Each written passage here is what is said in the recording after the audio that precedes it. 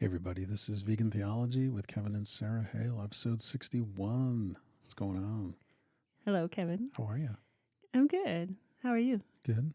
Good. And I hope you all are doing well as well. We are still working through this paper, this doctoral thesis by Marcello Newell, which he submitted to the University of Leeds in May of 2024, and it's titled Repairing the World, Tikkun Olam, and Jurgen Moltmann's Theology of Hope. So we've been thinking a lot about hope just in our day-to-day lives as a result of reading this. Yep. I wonder if you listeners are also noticing when you have hope and when you don't, because I've been thinking a lot more about it, for sure. Right. It's a word that is very familiar to Christians, the word hope. Yeah. It's definitely a part of our theology, but as you get into it, it's a really mysterious thing, and at times it feels foolish, like much of the gospel, right? Right. When you hold it up to the world, it seems foolish at times. And yeah, I've been noticing in my own thinking and in my speech times where I don't sound very hopeful, and I'm wondering about how we can begin to practice being more hopeful. Imagine hope. And today I would like to begin learning a little bit more about who Jurgen Moltmann was. I certainly was familiar with his name, but beyond that, I really didn't know anything about him. Right. I think you were saying, Kevin, that if you were a theology major at Moody Bible Institute while we were there, that you probably spent some time reading Jurgen Moltmann. You would run into him, but if you weren't a theology major, you probably, I think, in my mind, I just remember being at Moody, I feel like the biggest threat to Moody Bible students was like the theology of Karl Barth. You know what I mean? And so much had happened after Barth. It's almost like everyone's, not the professors, but what they taught. Outside of, again, if you were a theology major, you would go beyond Barth.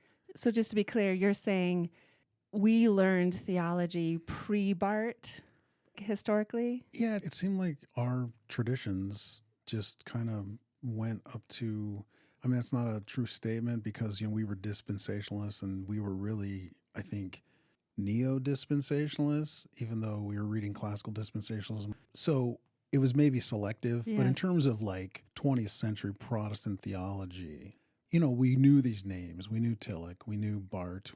We just didn't go real deep. I mean, in some classes we did because we had professors that would kind of pull us in a little bit, like at a Romans class with Pate, and you couldn't avoid Barth. You're reading about Romans, but we just didn't go deep in a lot of this theology. I had a current trends in theology class with Doug Kennard, and we definitely went beyond Barth. So let's learn a little bit about who Jurgen Moltmann was. We did talk about a little bit of his biography in the last episode, but I feel like there's even more because his life experiences clearly transformed him as an individual, and then he translated those experiences into his theology, a theology of hope. So I'm just going to read from the internet a little bit about his life.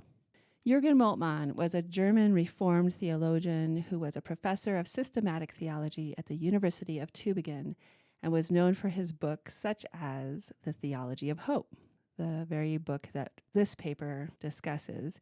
His works were translated into many languages. Moltmann described his theology as an extension of Karl Barth's theological works, especially the church dogmatics, and he described his work as post-Barthian. He developed a form of liberation theology predicated on the view that God suffers with humanity.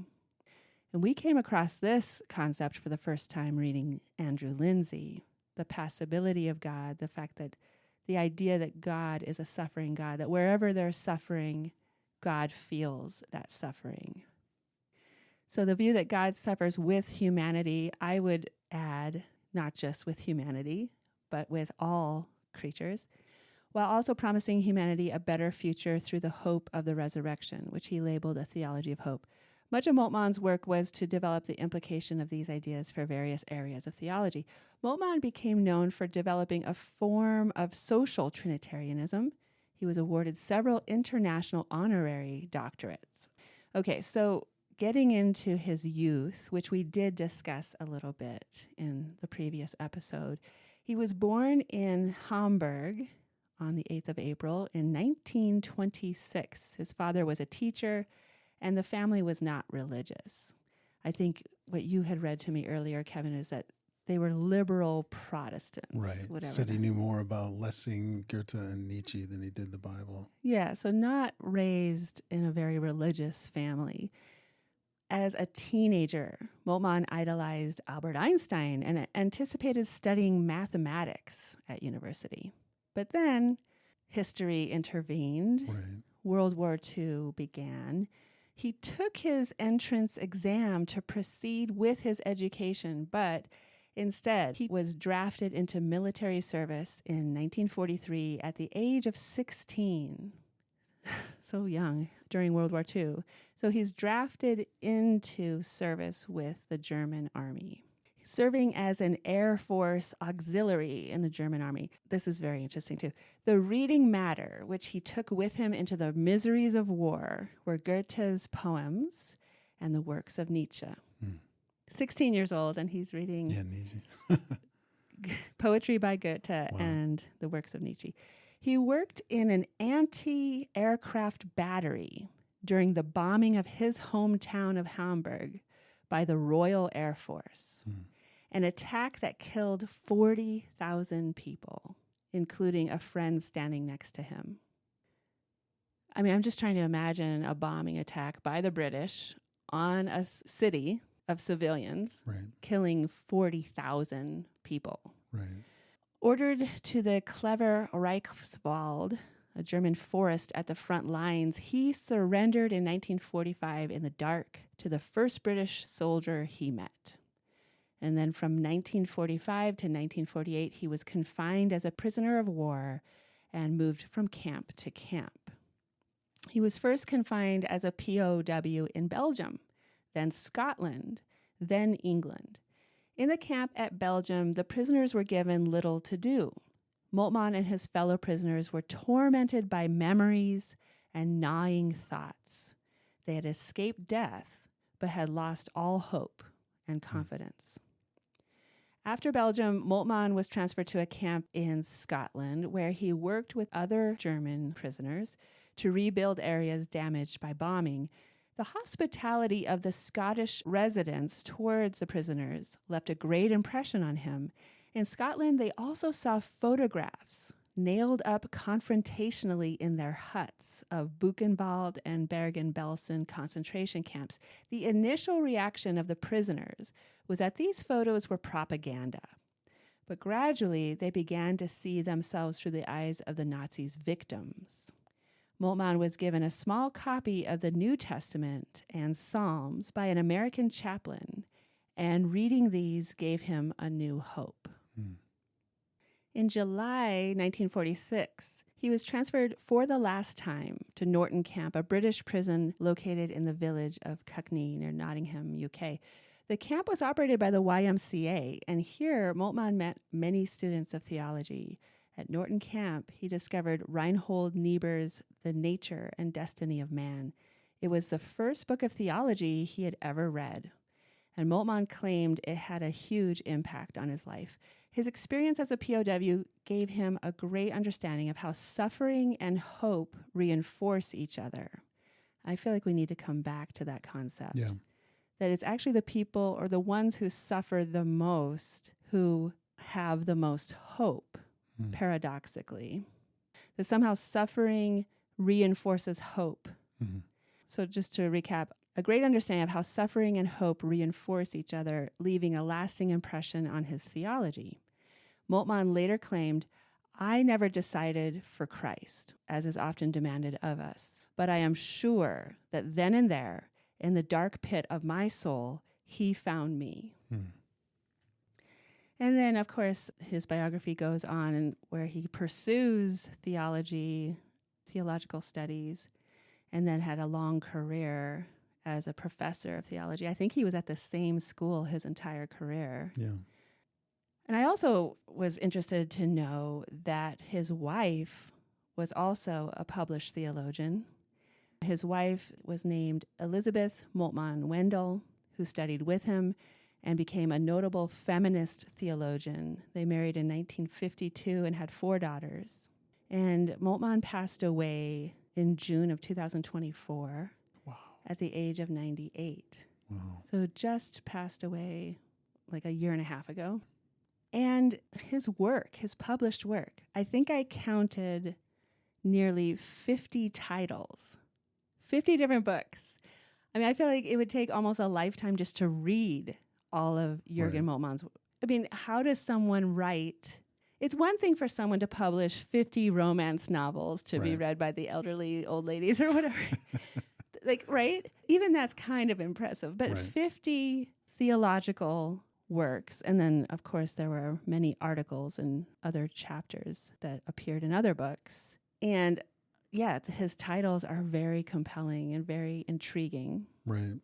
I think it's interesting to me how we're talking about his theology, and again, we're getting into it, but that it's about the future, but it's about the present too. It's about transforming the present. And to me, that's very interesting that he and so many German theologians and philosophers and all kinds of people were affected by World War II in such a way that it transformed their theology, that event, from Paul Tillich to Karl Barth to him to Hannah Arendt to, I mean, there are others, Dietrich Bonhoeffer, and there's the other guy, the demythologizing guy. Anyway, it's fascinating that event transformed their theology. Yeah. And yet we're trying to make an argument that this theology is for the present. You know what I mean? You follow what I'm saying? Yeah. It's very significant that the events of World War II, the things that people experienced, needed answering. Right. How does our theology explain what humans are capable of and what is happening historically on this planet? Right. Our theology needs to address this. Right. And I think many people went through that experience and came out hopeless. Right. A lot of people became atheists. And then there's also other people who came out of those experiences and chose hopefulness. And he was certainly one of them. And he seems like a very big deal. As I'm looking through, again, like his long career teaching theology and almost 50 different books he published. Right. I'm thinking, this guy's significant. Right. And I'm glad that we're getting to know him. Yeah, and I was reading from a book. It's called 20th Century Theology. It's by Stanley Grenz and Roger Olson. It is from an evangelical perspective, but it's a very interesting book in the sense that it talks about all these 20th century theologians, and it kind of oscillates between theologians that were too transcendent and or too eminent. And it's just an interesting dialectic that they go through. But there's a quote in here about Moltmann, but I'm just going to read this little passage. It says, Moltmann's theology introduced several powerful new images and concepts into late 20th century Christianity. No other theologian has done as much to explore the implications of eschatology and of the cross of Christ for the being of God. Taking his cue from Bonhoeffer's statement that only the suffering God can help, Moltmann opened up a veritable new chapter in theology in which the suffering of God is almost a new orthodoxy that few have seriously questioned. So, I mean, I think it's kind of what we're getting at with these people that kind of suffered through World War II, and it transformed them in big ways. I mean, these are some of the leading theologians of the 20th century, the people we're talking about. So, yeah. And one of my goals for this episode is to try to be a little bit more explicit in why we as vegan theologians who are building a theology of veganism are spending time on this doctoral thesis, are spending time learning about the theology of hope of Jurgen Moltmann. And so I'm hoping, even though the paper itself isn't drawing that explicit connection to vegan theology, it's there. It's there for us. But instead of just having it implicitly be there, I'm really hoping that we can just draw that out a little bit more explicitly in this episode. Yeah. All right. So This little section of the paper is titled Moltmann's Rediscovery of Tikkun Olam. So as Kevin mentioned, our last episode was Newell really drawing out a map of the history of the concept of Tikkun Olam from biblical times, Talmudic times, through the medieval and Eastern Europe and into Israel and the United States. So how that concept has been used and understood and written about and really evolved throughout history. And then this little section of the paper is about how Moltmann rediscovered the concept. Mm-hmm. And this little section starts out, one of the first quotes of Moltmann in this section is he wrote, "Thus the transforming mission requires a certain Weltanschauung, a confidence in the world and a hope for the world. The world appears as a correlate of hope." So in his transforming mission for humans, there has to be a confidence in the world, a hope for the world.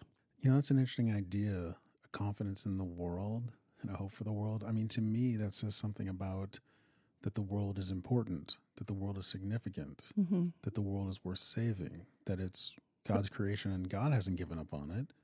And we are his stewards, his image bearers. So why have so many Christians given up on the world?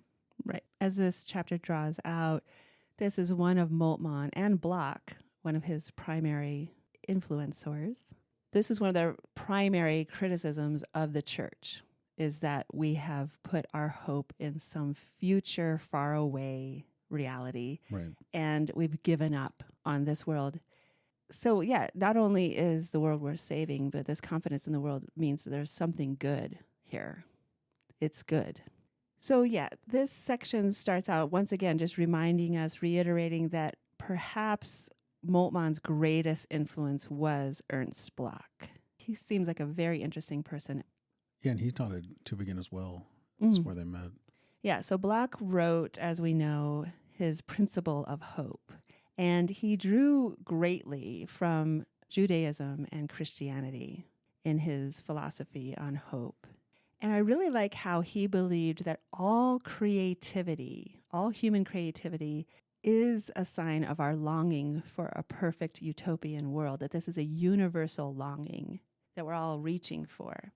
I'm just going to read a little bit about that. He held that behind the multifarious, that means many and varied, expressions of human creativity, activity, and thought, whether these were history, religion, culture, daydreams, medical advances, science fiction, architecture, painting, music, poetry, or traditions which talked of paradise, there lay a fundamental hope for a perfect utopian world and an openness to the future.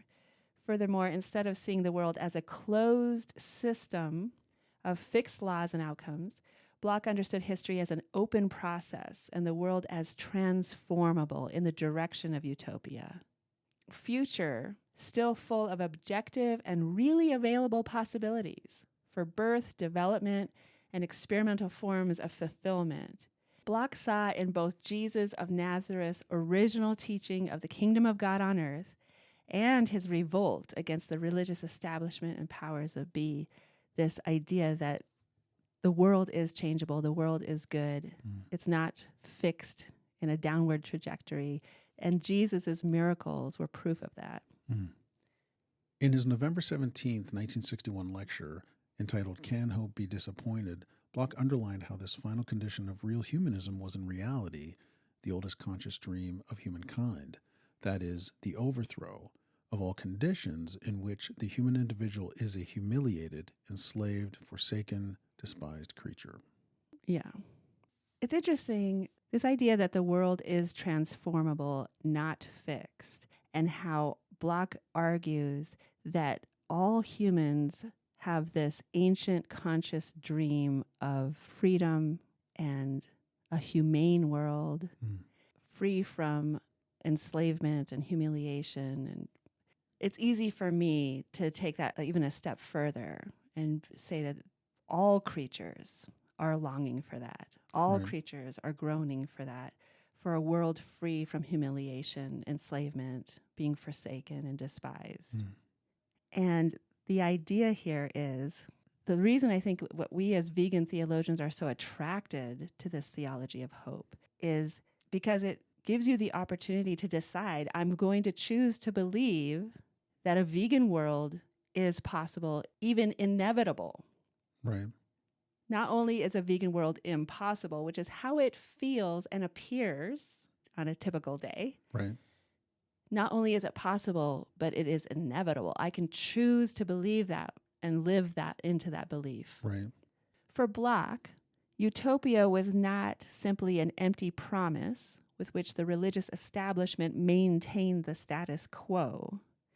Okay, so just to make sure we get that, for Bloch, heaven, we'll say heaven instead of utopia for a second, is not just this empty promise that the church or religion uses to maintain order and to maintain the status quo. Like, don't try too hard to fix this world because you have a heaven to look forward to. Just accept the status quo as is. Right. So for Bloch, it's not that, but a revolutionary overturning of this world. According to Bloch, much of this messianic and revolutionary fervor was lost within the early history of the church. And then with Augustine and Luther and their social conservatism, and what he termed the mythologies and theocracies of ecclesiastical Christianity. This original essence of primitive Christianity remained in smaller, radical, and millenarian Christian groups, which periodically surfaced in the history of the church and which were systematically persecuted and crushed. So this idea that Jesus and the early church was not about escaping and leaving the world as is and just accepting the status quo of the kingdom of death on earth. Right. They were revolutionary. They believed in fixing this world. But then as the church went on, and Augustine and Luther and their social conservatism and others, it became this watered down thing. But there were other little groups that popped up here and there, but they were all persecuted. Yeah. And again, I can't help but think of the Edict of Milan 313. I mean, I feel like that's significant in this analysis. That's when the church stopped getting persecuted by the state and kind of got in bed with Rome, Constantine. It's a really important point in our current moment with Christian nationalism. I don't know if it's growing. I can't say that it's growing, but there's a significant segment of the church that's buying into this Christian nationalism that wants to make the United States more of a Christian nation and force it on people. Right. And yeah, I was thinking about that too as we read this chapter. Once again, history has taught us that the worst thing we can do as a church is become one with the state, to become allied with the state. It does not help the mission. Again, we don't want to get political on here. I'll try to keep it as straight and narrow as we can here. But the executive of the United States signs an executive order on September 22nd, and he's going after people who might criticize tyranny, but also criticize Christian values. And I thought to myself, because they want to preserve traditional Christian values in the United States. And I thought, well, what kind of traditional Christian values, right?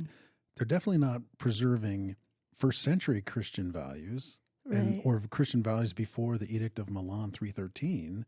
They want to preserve Christian values that that are embedded with empire. Yes. Right? So I just find it fascinating, like, because there's a potential that we could say things on this podcast that could be considered critical. And yet we're Christians and we're critiquing certain parts of Christianity. Yeah. You know what I mean? Like, I'm like, whoa. It's a good thing we don't have a huge following. Right. They're not gonna come after us. Yeah. We're nothing to worry about. Okay. According to Bloch, Jesus never conceived his mission in watered-down, unworldly terms. Ultimately, for Bloch, atheism could be paradoxically faithful to the messianism.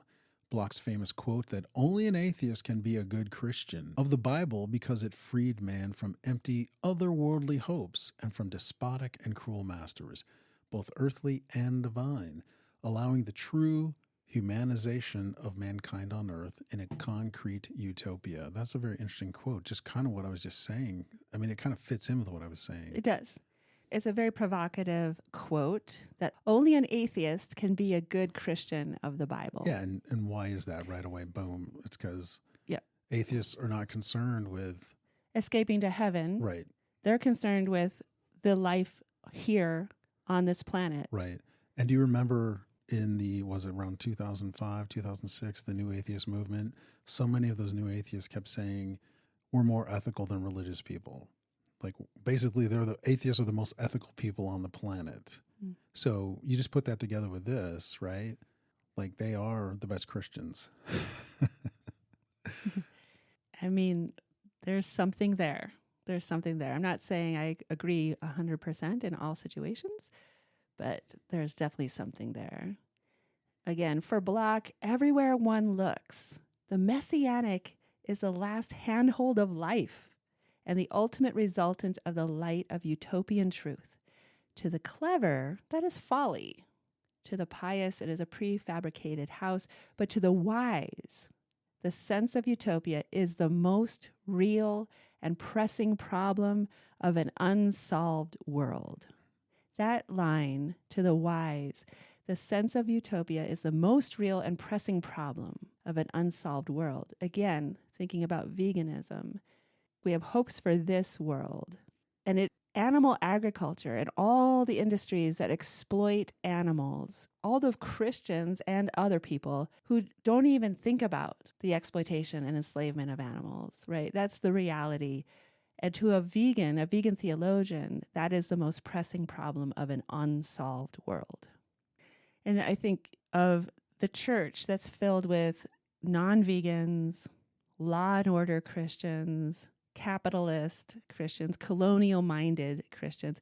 You think about each one of those accusations I just leveled against them. Like, each one of those is upholding the status quo, is upholding those in power, is upholding the abuse and exploitation of creatures, human and non-human. Mm-hmm.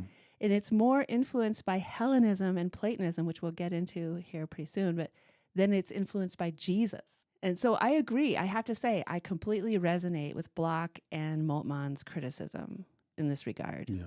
That the church has become so interested in escaping this world that they've given up, we've relinquished our role. Right. Bloch said, above all, revolutionary interest with knowledge of how bad the world is. This is really important for me. I felt this one. Above all, revolutionary interest with knowledge of how bad the world is, with acknowledgement of how good it could be if it were otherwise, needs the waking dream of world improvement. This utopia building, this imagining, this envisioning the way the world should be, choosing hope, working towards hope, having hopeful thoughts, hopeful speech, hopeful actions. Like, our thoughts, our words determine how we show up. Right. And holding, on the one hand, honesty, a clear-eyed honesty about how bad the world is.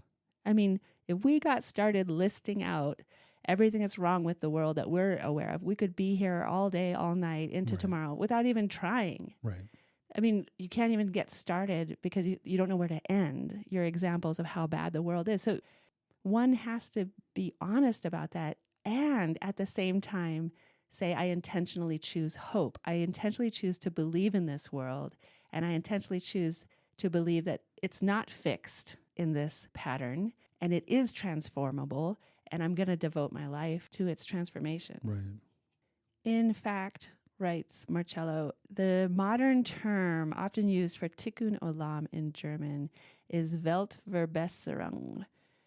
This then was the final goal of all thought and all human efforts and all human hopes, the transformation of the world into the true home of humanity, and I would add all creatures, the true home of all creatures, and the realization of utopia on earth.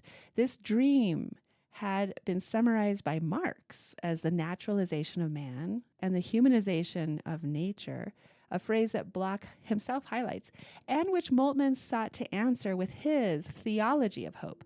Moltmann wrote his Theology of Hope both inspired by and in answer to Bloch's The Principle of Hope, which underlines similar ideas to his later Atheism in Christianity, and within the framework of the Marxist Christian dialogue of the 1960s. What Moltmann found lacking in Marx and Bloch was their atheism, ultimately their atheism, that they believed that this was possible without a transcendent God, and that God had no role in the redemption of creation. Right. And so he took their ideas and made them deeper and richer by bringing back Jesus' theology, the early church's theology. Yeah. I think he described him as an empty utopia or something to that effect. So continuing on. On the other hand, both Sachs and Moltmann went in the opposite direction by highlighting their religious and transcendent character, and in Moltmann's case, returning many of the ideas that Bloch had extracted from religion to their biblical messianic matrix, and inserted them back into the story of Jesus' supernatural resurrection. Moltmann's ultimate argument in Theology of Hope is that Bloch is right in denouncing what Christianity had become in the course of history, essentially a mystery religion beholden to Hellenistic and Platonic categories of thought that upholds the status quo. But that his idea of hope and transformation find their true fulfillment only in the radical promise of the primitive Christian gospel. In this sense, one can affirm that while Moltmann received many of his ideas from Bloch, in reality, both authors are interacting with and orbiting around seminal biblical and religious sources. As I have argued in Chapter 1, more than exposing Moltmann to completely new concepts and ideas, Bloch was fundamental in helping Moltmann rediscover the messianic orientation of his own Bible, both the New Testament and the Hebrew Scriptures, in understanding the trajectory of promise and hope in them, and in seeing how these messianic hopes can be understood in the contemporary world. It continues to come up in this chapter that the Jewish mindset was never that we're going to escape this world for some other spiritual world. That's never a part of Jewish thinking, but that is a very Greek way of thinking. Right. So this Hellenistic, meaning Greek, or Platonistic worldview that the gods are in some other world, spiritual paradise that we are also going to escape to, has so infected the church. And so Moltmann's getting back to Hebrew scriptures and the understanding that, number one, God created this world. God is not going to give up on this world because God created this world very good, and God is going to ultimately redeem this world. Right. Yeah, I like how he says in that last bit I read that get back to the primitive Christian gospel. Mm-hmm. And I mean, every time we talk about first century Christianity, because I believe the early Christians, the apostles, had the same Jewish understanding. They were expecting a material solution. Yeah. This next section brought up for both of us an intriguing idea that the theology that was being developed by Moltmann and others that are named in this chapter really was emphasizing that it's going to be this present creation that's going to be redeemed. Right. It's not that God's going to create a new Eden on a new earth that's never going to be affected by sin. No, God is going to redeem this world. Right. And that history matters because when God does that, when God brings the ultimate redemption and makes all things right, all of our worldly history is still going to be our history. Mm-hmm. So everything that's happened on this world is still going to matter. Mm-hmm. And one of the things that brought up for me is a recent conversation I was having with a friend at church, and she's new to our church community. And she was saying that in the tradition that she has come out of, that people in her tradition are actually really scared of heaven. Mm. If they were honest, they're really trepidatious and anxious about heaven. And this just got me thinking, how many of the average lay Christians who go to church or whatever have really strange ideas about what we're looking forward to, about what heaven's going to be like. Mm. And hers was particularly disturbing to me because in her tradition, they believe that when you get to heaven, you will basically be amnesiac. Like you will have no memory of who you are, of your life history, of your loved ones, of anybody. And their reasoning is that if you get to heaven and some of your loved ones didn't make it in, you will be sad. And of course, there cannot be sadness in heaven. Right. And the only way to prevent that in their minds is that you just can't remember. And you also can't remember the ones who have wronged you, because in case that someone got in who you don't think deserves to be there, you'd be angry, right? And so you're up there with no history, no memory of the people in your life. And of course, that's frightening to people to think that they're going to be, for eternity, they're going to be separated from any kind of familial relationship. It's a strange idea, right? Because like the logic of that thinking, like she's thinking about it, or whomever is thinking about it in terms of the present world, not the enlightened world. Whereas this view, I think we were talking about it the other day, the idea that our histories do matter and are very much a part of who we are for all eternity, that's possible because in the enlightened state, in the perfect state, when sin has been removed, those bitternesses and those angers and those whatever may be there is all going to be understood and seen in such a different way. We're going to see that we're all one. We're going to see that all of that is just literally nothing. Right. I think it's going to be minuscule. It's going to be so small. We're going to have full knowledge of the way things should be. And true forgiveness is going to be possible because we'll be able to see that the sin that was done to us, for example, was literally meaningless. It was, I don't know. Yeah, in this context, I agree with you. I think love and grace are going to win the day. Forgiveness, all that good stuff. And I think you're right. It's an interesting idea to think about that we're going to have our histories, but they're going to be so insignificant, and we're all going to have understanding that no one's going to be offended. Like love is going to rule. But it just reminds me of the N.T. Wright quote, right? From, was it The Promise of Hope? No, yeah. So I was thinking the same thing. Many, many episodes ago, we read N.T. Wright's Surprised by Hope, which got us thinking along these lines. And so here's another theologian writing on the subject of hope and how important it is to living on this planet. And I have that quote here. He wrote, "I am putting up a signpost, not offering a photograph of what we will find once we get to where the signpost is pointing. I don't know," he writes, "what musical instruments we shall have to play Bach in God's new world, though I'm sure Bach's music will be there." Of course, I'm thinking those musical instruments are also works of art. Right. They're also human ingenuity. Right. I think those instruments are also going to be there, as well as Bach's compositions. And then he goes on, "I don't know how my planting a tree today will relate to the wonderful trees that there will be in God's recreated world. Though I do remember Martin Luther's words about the proper reaction to knowing the kingdom of God was coming the next day, being to go out and plant a tree. I do not know how the painting an artist paints today in prayer and wisdom will find a place in God's new world.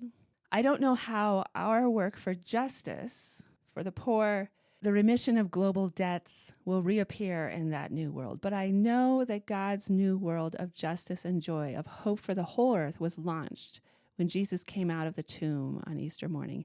And I know that he calls his followers to live in him and by the power of his Spirit. And so to be new creation people here and now, bringing signs and symbols of the kingdom to birth on earth as in heaven. The resurrection of Jesus and the gift of the Spirit mean that we are called to bring real and effective signs of God's renewed creation to birth, even in the midst of the present age." In addition to Bloch, Marcello Newell mentions several other theologians who influenced Moltmann in the understanding of Tikkun Olam. One of those individuals was Arnold van Ruler, and he is quoted in this paper saying a few interesting things. The first one I want to look at is he wrote, when he's talking about God's creation being restored, He wrote, creatures need to be restored to their originally good creatureliness. And of course, that has direct implications for the vegan theologian to consider. It causes me to think about all the animals we've bred for our purposes who are tortured by their own bodies. Right.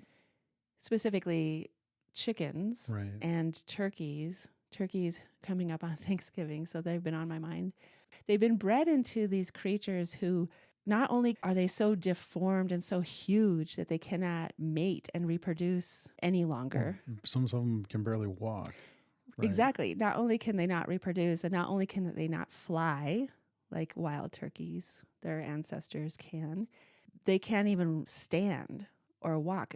Their bones break under the weight of their huge breasts, basically. And then when they try to take the weight off their legs, their skin gets burned by the filth that they're kept in. So, and it's not even just in animal agriculture. I mean, we learned in Oxford about dog breeds who have chronic respiratory problems or who cannot give birth to their puppies because they've been so deformed by our breeding of them. Right. So the idea that when God restores creation, somehow God is going to redeem what we've done to animals and bring them back to their original good creatureliness so that they can thrive again, which is a beautiful vision. Right.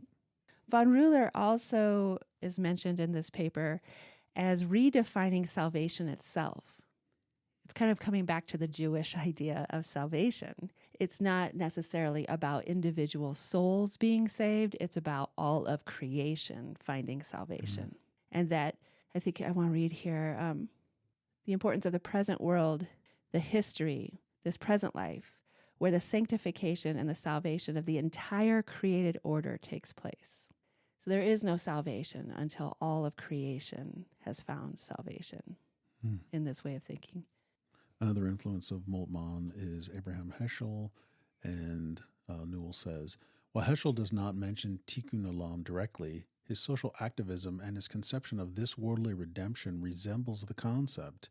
Man's task is to make the world worthy of redemption. Man's faith and his works are preparations for ultimate redemption. Heschel's prophetic theology led him to oppose the war in Vietnam, to march beside Martin Luther King Jr. in his struggle for civil rights, and more generally to stand up for the disenfranchised. For Heschel, the prophet was an iconoclast challenging the apparently wholly revered and awesome, which always led him or her to question institutions and beliefs based on injustice and falsehood. Again, in what appears to be a reference to Tikkun Olam, Heschel underlines how in a world filled with strife, brokenness, and violence, humanity has the task of helping to bring unity and peace, which will be accomplished, finally, only with the Messiah. The goal of all efforts is to bring about the restitution of the unity of God and world. The restoration of that unity is a constant process, and its accomplishment will be the essence of messianic redemption. I love that phrase. The goal of all efforts is to bring about the restitution of the unity of God and the world. That really reminds me of a lot of what we find in the book of Revelation, which is that God will finally make God's home here with us. It's really beautiful. At this point in this chapter, Newell has this fairly lengthy quote by Moltmann, and I want to read part of it because it's very, very beautiful and inspirational. Moltmann wrote, "Every moment can be a messianic moment. Every second can be the little door through which the Messiah can enter. To prepare the way for the Messiah means living in the light of Advent, and together with this world, becoming open for his coming. It means anticipating his coming and knowing and doing. It means now already putting forth all our powers in order, if we can, to let something become visible of the redemption of all things, which the Messiah will perfect in his days. The difference between importuning the Messiah by deepening the catastrophe and importuning him by way of a high-handed establishment of his kingdom is not as great as Scholem thinks," writes Moltmann. "The apocalyptists and the revolutionaries belong to the same family. between them runs the line of a serenely unhurried passion for messianic action, active hope, and the expectant liberation of the poor and oppressed. The line, that is, of the messianic Tikkun ethics. So there he explicitly references the phrase Tikkun. So the people who want to give up all hope and the violent revolutionaries, he's saying they're all the same. They're just relying on the world as it is, even if they're trying to change the world as it is. They're using the world's methods. And he's saying right between them runs a line of serenely unhurried passion for messianic action, active hope, and the expectant liberation of the poor and the oppressed. And I definitely love that part of Moltmann's theology as well, that there is a specific intentional focus on the poor and the oppressed. And of course, that lines right up with a vegan theology. Right, in that sense, he has a sense of liberation, obviously, as well. So, yes. The last influence on Moltmann that Newell mentions is a man named Emil Fackenheim, who was a Jewish philosopher and who Moltmann actually met. This is kind of coming back to what you were talking about earlier, Kevin, is the phenomenon of World War II and its effects, especially on European and maybe especially on German theologians. yeah. And so that would apply to Emil Fackenheim. Fackenheim wrote a book called To Mend the World. So very much in line with this idea of Tikkun Olam, repairing the world.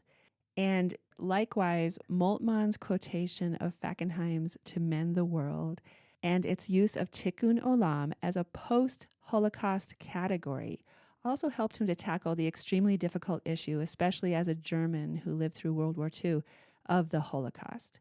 Moltmann appears to have met Fackenheim for the first time in 1968 and was impressed by him and his commandment to hope regarding the Holocaust. And there's a quote here by Fackenheim. He actually used the language of another commandment for people. He said, lastly, for Fackenheim, in the 614th commandment, That's funny. quote, we are forbidden finally to despair of the world as a place which is to become the kingdom of God, lest we help make it a meaningless place in which God is dead or irrelevant and everything is permitted. So we are forbidden to despair, because if we do, we're going to contribute to it becoming a place where God is dead and everything is permitted. We have to keep hoping. We have to choose hope. Wow. And just for context, it was called the 614th commandment. In the Old Testament, there are 613 commandments, so that's really cool.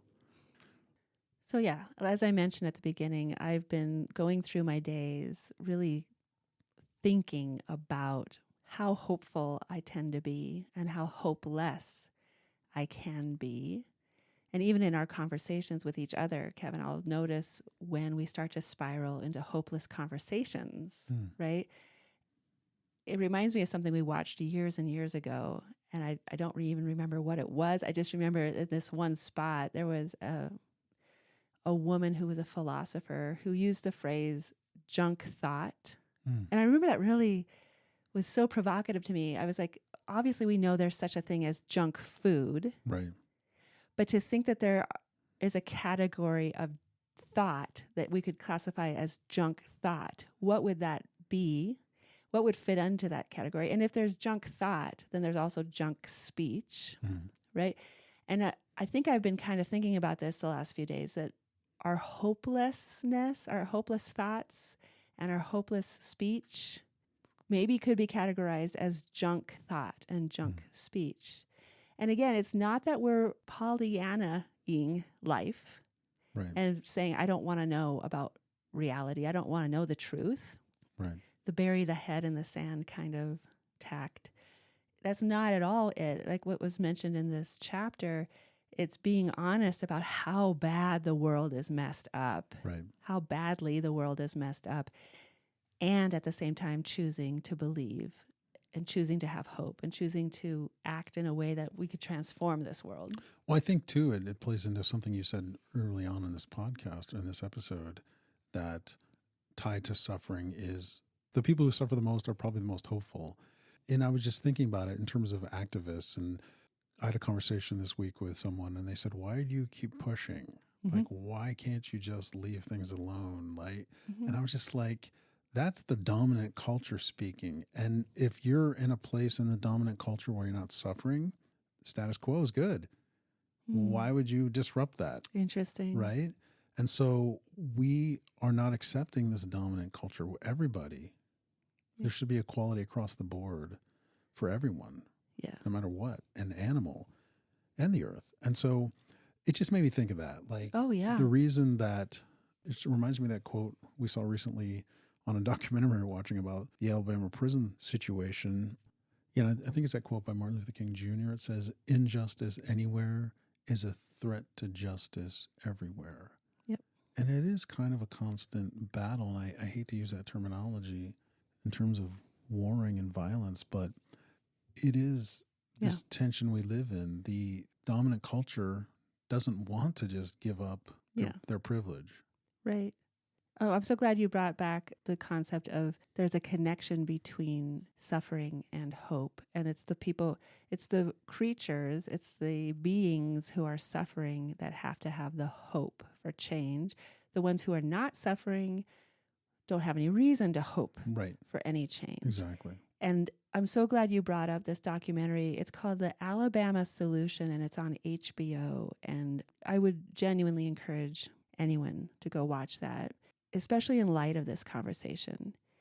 And I'm just going to give away one tiny piece of that documentary, which is that prisoners are obtaining cell phones illegally. Either they're getting them through the guards, who I'm sure charge a heavy price, or maybe through family, visitors, friends, whatever. I don't know. But prisoners are obtaining cell phones, and they're starting to document the conditions they're living in. They're starting to document the brutality of the guards and even the murder of prisoners, et cetera, et cetera, et cetera. And it highlights several of these prisoners who have become trained in the law and who are filing lawsuits trying to get conditions improved. They just want to be treated as valuable, of having some kind of dignity, and they don't lose hope. Even though it's a constant fight to not lose hope, it's a constant fight to not lose their sanity because they're being treated as though they don't matter. But also they're getting, they're putting their lives on the line literally. I mean, they're getting beaten, they're getting broken bones, they're losing eyes. They're living in horrific conditions. Yeah. I mean, one guy in his cell had several mice living with him in his cell. Yeah, I don't want to give too much away, but it's pretty horrific. But you see how they don't have the choice. They refuse to give themselves the choice of giving up hope. Right. Like, against all odds, against all defeats of their efforts and the crushing of their efforts, they continue to have hope, and they continue to work for things to get somewhat improved. Right. And again, their hopefulness is very beautiful, and it's very inspiring. And you know that the suffering God is right there with them in those situations. And so, we're not trying to say that, oh, the world isn't so bad, we can have hope. No, quite the contrary. The world is unbelievably horrible if you really start looking at things and how much creatures are suffering, non-human and human. But that's where hope comes in, and it's a decision that we make each and every day. Yeah. Since this subject of hope and choosing hope and the power of hope is so much on my radar, I'm looking for it everywhere I go. And this week I was preparing the Vegan's Almanac for this coming week. And I came across this Zoom meeting that's going to take place this coming Sunday. But this is what caught my eye. It is being led by Reverend Jennifer Channon, and it's titled From Unthinkable to Inevitable. believing in a plant-based food system. And this is a little bit of the description of this event that's coming up.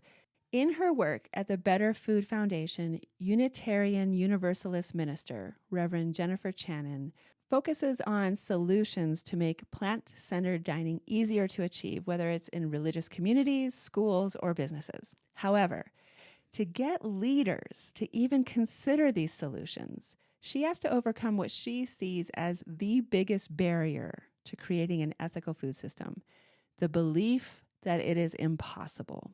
She writes, "Our beliefs determine the shape of what is possible. And many of our food systems leaders hold beliefs about food that are rooted in fear of change, fear of scarcity, and fear of pushback. In order to create the plant-centered food system that our world and its inhabitants need, religious communities have a crucial role to play. We can help society believe that a thriving world without factory farming is possible, and that transformation begins in our own congregations." This really got me thinking. I know it's pretty popular out in popular culture to talk about manifesting, right, and attracting good things.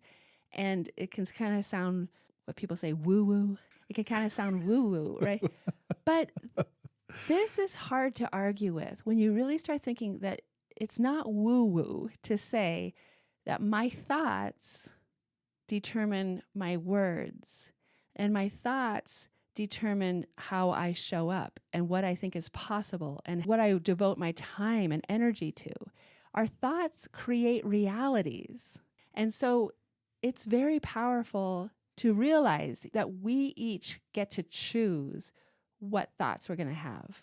Are we going to have thoughts that are hopeful and believe that things can get better and we can transform this world? Or are we going to have the opposite kind of thoughts that this is just the way it is? We'll put a link to this Zoom conversation that's coming up in our show notes, just in case anybody else is curious about attending this online event. I think I'm learning through all of this that there is real power to be tapped into with this idea of choosing hope. Very nice. I'll work on it. We'll both work on it. Speaking more hopefully. Yeah, I mean, I think just starting to notice is the biggest thing, right? Right. Just catching ourselves in the act. Yeah. Like, oh, I wonder if I could turn these thoughts into something more hopeful. Right. So. Sounds good. Yay. All right. And next time, I think we're going to get into some of the Hellenistic frameworks that influence a lot of the current Christian theology in this paper. So. All right. Well, thank you for being here, everybody, and have a wonderful day. Peace in the Middle East.